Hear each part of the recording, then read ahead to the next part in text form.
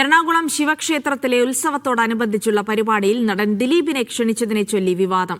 സാമൂഹ്യമാധ്യമങ്ങളിൽ എതിർപ്പുയർന്നതോടെ പരിപാടിയിൽ നിന്ന് ദിലീപ് പിന്മാറി. ദിലീപ് ഇന്ന് ശബരിമലയിൽ ദർശനം നടത്തി. ക്ഷേത്രത്തിലെ ഉത്സവത്തോടനുബന്ധിച്ച് നാളെ വൈകിട്ട് നടക്കാനിരുന്ന കൂപ്പൺ വിതരണ പരിപാടിയുടെ ഉദ്ഘാടകനായാണ് ദിലീപിനെ ക്ഷണിച്ചിരുന്നത്.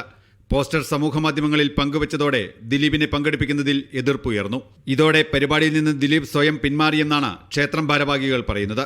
അപ്പോൾ അത് നമ്മൾ പോസ്റ്റ് ചെയ്ത് കഴിഞ്ഞപ്പോൾ സോഷ്യൽ മീഡിയയിൽ പുള്ളിനെ അനുകൂലിക്കുന്നവരും പ്രതികൂലിക്കുന്നവരുമായിട്ടുള്ള വിവാദങ്ങൾ ഉണ്ടായി. അപ്പോൾ ദേവസ്വം ബോർഡ് പറഞ്ഞു ഭക്തജനങ്ങൾക്ക് യാതൊരു തരത്തിലുള്ള ബുദ്ധിമുട്ടും ഉണ്ടാകരുതെന്ന് പറയുകയും ചെയ്തിരുന്നു.